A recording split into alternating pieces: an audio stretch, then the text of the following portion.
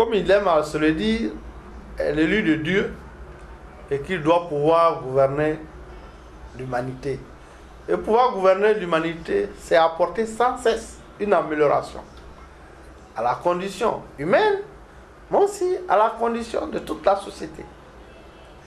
Et c'est pourquoi un homme doit toujours être à la quête de l'amélioration. Donc c'est d'abord une ambition naturelle, légitime de l'homme, améliorer sans cesse. Mais bien plus, vous avez vu que nous avons échangé ensemble avec l'ensemble des groupements des fonctionnaires, qu'ils soient ces groupements centrales syndicales, fêtières professionnelles, associations indépendantes, amicales de personnel, mutuelles de personnel, au nombre de 179. Et nous avons réfléchi ensemble pour pouvoir sortir une vision de développement et de consolidation de la MUJEFSI. Et le règlement communautaire de l'UEMOA demande à ce que toute mutuelle sociale ait une solvabilité claire et puisse justifier de sa pérennité. Être une mutuelle qui justifie de sa solvabilité revient à être capable de pouvoir offrir les prestations aux adhérents pendant 9 mois, même si pendant ces 9 mois, nous ne percevons pas la cotisation. Vous comprenez que c'est un véritable défi. À partir de cet instant, il est apparu clair aux yeux de l'ensemble des groupements, l'UGTCI, la FESACI, Dignité, Humanisme, UNATRECI, Force ouvrière, CGTCI, la plateforme des organisations des fonctionnaires de Côte d'Ivoire, du camarade Zadi Nyanya, l'intersyndicale des fonctionnaires de Côte d'Ivoire, du camarade Jean-Yves Abonga, la coalition du camarade Akonomel, la COSIFO de la camarade Kangoute Manimouna, la COSIFOSI du camarade Tapé Djedje Apollinaire, la FARESI, la Fédération des associations des retraités du secteur public, au nombre de 12 structures,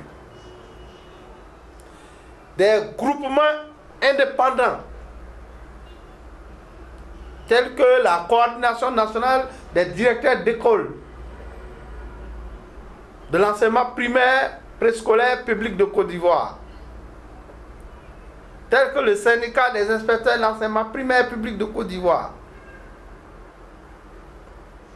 tels que le collectif des syndicats des régies financières, 19 syndicats,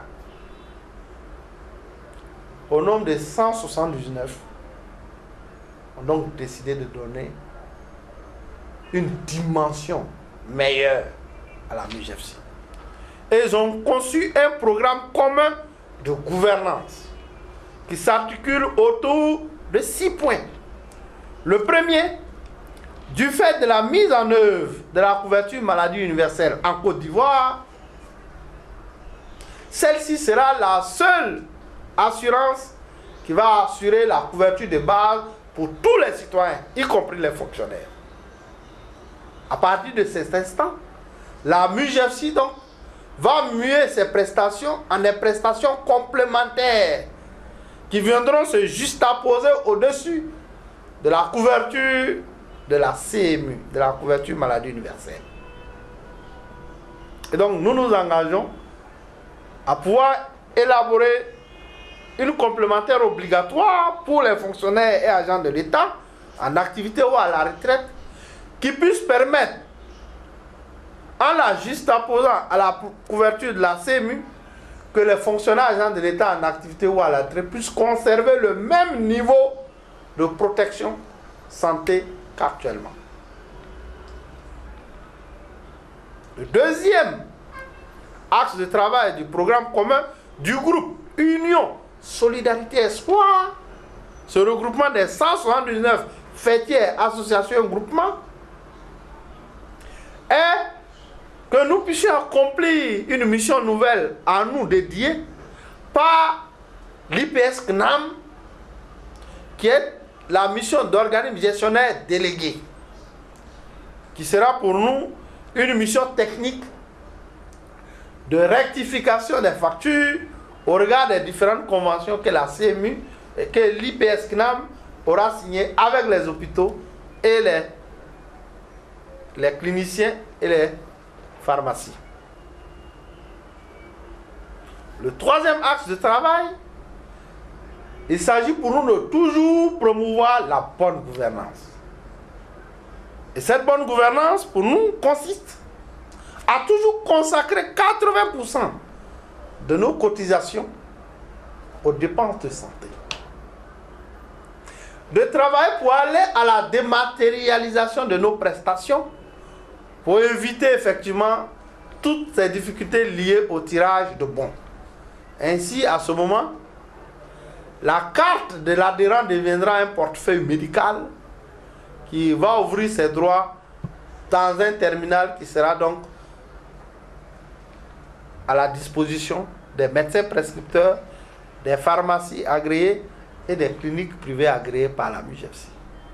Donc, la dématérialisation nous évitera les écueils liés au tirage de bons.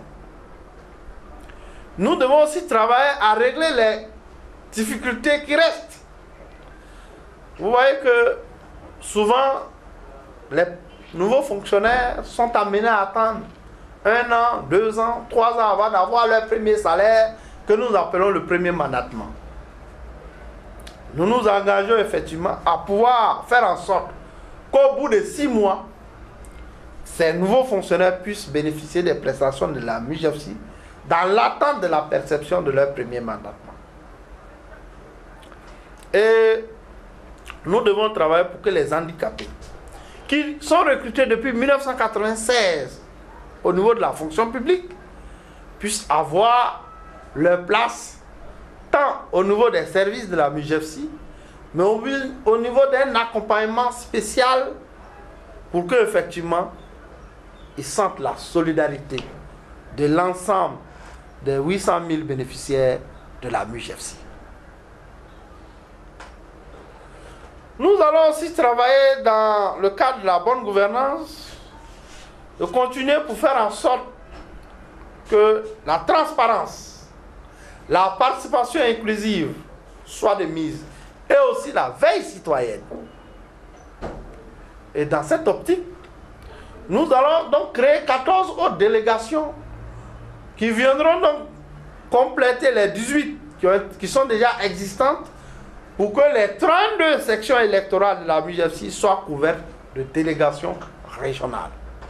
À l'heure actuelle où je vous parle, nous avons déjà déconcentré, nous les avons déjà interconnectés au siège et nous allons déconcentrer un certain nombre de services. Nous allons aussi continuer d'installer les bureaux de proximité que sont les bureaux des conseils consultatifs locaux dans les sous-préfectures. Et nous avons déjà fait en expérimentation que les dépôts des pharmacies puissent servir les adhérents en matière de prestations. Et ces pilotages, ces dépôts pilotes ont été couronnés de succès. Donc nous ambitionnons effectivement aller à la généralisation, que les dépôts puissent servir les prestations à nos adhérents. Et sur le 4e axe de notre programme commun, le groupe Union Solidarité Espoir ambitionne faire en sorte que des ressources additionnelles financières puissent être trouvées pour venir consolider le volet assurance maladie. Et là, notre ambition est de créer la Banque du travailleur de Côte d'Ivoire. Et sur la base de la mutuelle d'épargne et de crédit déjà existante, nous irons effectivement à la création d'une nouvelle société de microfinance à capitaux, une société anonyme Et nous avons déjà fait des négociations et un certain montage pour que effectivement cette nouvelle société ait des fonds propres suffisamment liquides. Et à la fin de la deuxième année, nous irons à la demande de l'agrément de la banque. Et la Banque du Travail de Côte d'Ivoire va travailler sur 3 volets. Le premier volet, ce sera de faire des prêts faciles et rapides de 0 à 1 500 000 pour éviter à nos camarades fonctionnaires agents de l'État de se retrouver entre les mains des usuriers, communément appelés les marcouillards. Le deuxième volet sur lequel la banque va travailler, ce sera de faire en sorte qu'en fin de carrière, les fonctionnaires puissent se regrouper à 5-6 pour qu'à la retraite, ils soient toujours des agents de développement de notre pays. Je voudrais donner des exemples. Si ce sont des médecins, que ceux-ci en fin de carrière, au niveau de la fonction publique, puissent effectivement aller prendre un prêt consistant de 50 millions pour pouvoir créer leur clinique privée. Si ce sont des instituteurs, qu'ils puissent se rassembler à 5 ou 6 pour prendre un prêt consistant autour de 30 millions pour que ceux-ci puissent créer un groupe scolaire de la maternelle jusqu'en classe de CM2. Mais ils peuvent aller jusqu'à créer un collège. Mais pourvu qu'en fin de carrière, la longue expérience acquise, qu'ils puissent, s'ils sont enseignants, le mettre à la disposition d'un établissement et que cet établissement continue de faire en sorte que la scolarisation de 100% dans notre pays soit une réalité. Et qu'à la retraite, qu'il y ait des ressources additionnelles qui leur permettent de vivre aisément et décemment. Et pour nous, la banque doit agir sur un troisième volet, qui est de faire en sorte que l'accès à la propriété immobilière soit une réalité pour les fonctionnaires agents de l'État de Côte d'Ivoire. C'est ce qui nous amène alors à pouvoir créer une deuxième société, la société de gestion et de construction immobilière. Et là, aujourd'hui, nous avons un petit avantage, nous avons quelques réserves foncières, 10 hectares à Abidjan, 5 hectares à Yamoussoukro, et nous avons écrit à un certain nombre de préfets, 11, nous ont donné quelques lopins de terre. Et nous pensons que nous allons dérouler un certain nombre de programmes immobiliers sur ces parcelles. Et nous avons fait la structuration et l'architecture de ces programmes de telle sorte que des études à la construction, à la vente, à la commercialisation, nous ne serons pas tenus de venir prendre un franc CFA dans les caisses de la MUGEFC. Ces programmes vont s'autofinancer. Et l'architecture de ces programmes est déjà fin prête. Et la troisième société, c'est une société de gestion d'hôpitaux. Parce que la loi sur la couverture maladie universelle, le fait qu'on soit élu organisme gestionnaire délégué par l'IPS-CNAM, nous oblige juridiquement à dissocier notre hôpital de notre volet assurantiel. Et donc, notre hôpital aura un statut juridique différent de la MUGEFC. Mais nous ne voulons pas que cette société ait un seul élément. Et le programme que nous avons conçu, c'est un programme de construction de 15 hôpitaux.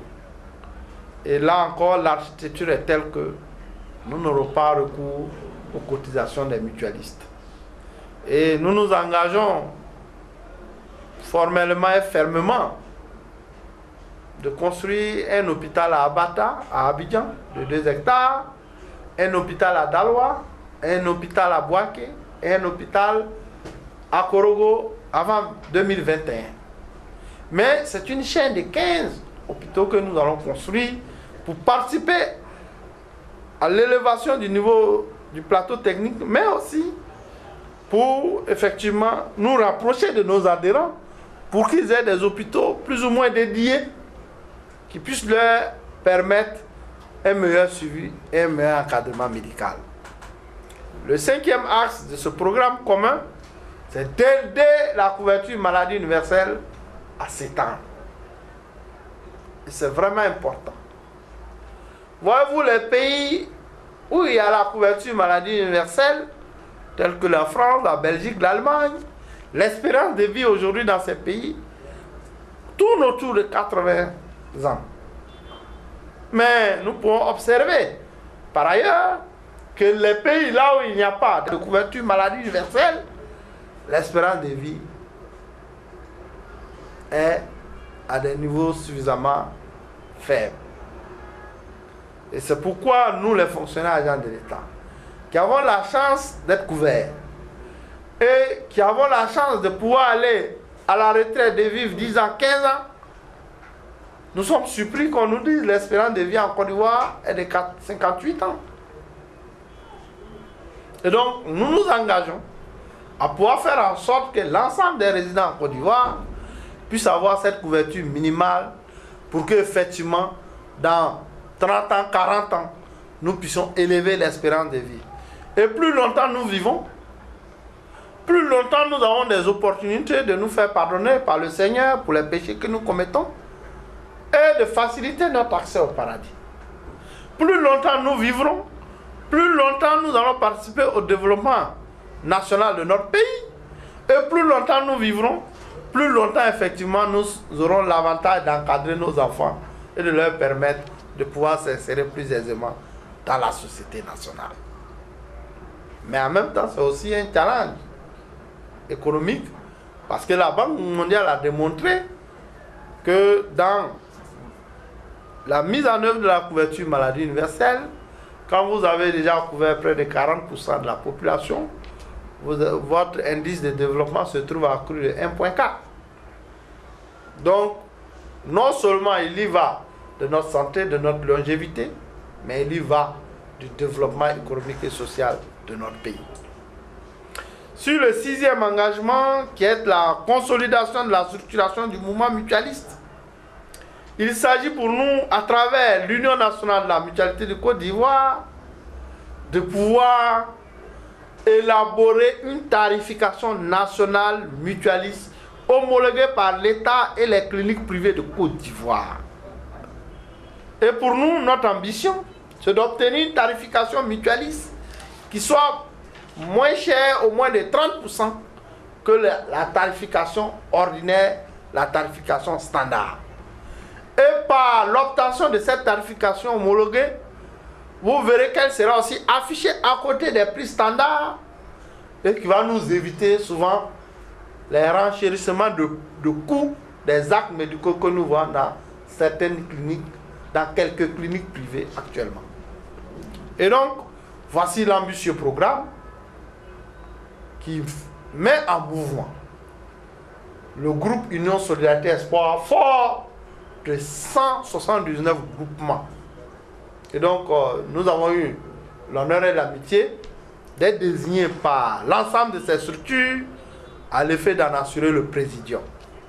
Et donc, si demain, le comité électoral ouvre les candidatures, le groupe Union Solidarité Espoir appréciera et pense qu'il mettra des listes dans chacune des régions pour compétir. Et nous sommes convaincus qu'au regard du bilan, mais qu'au regard du programme de développement de la musique que nous leur proposons, qu'ils choisiront partout les listes du groupe Union Solidarité Espoir.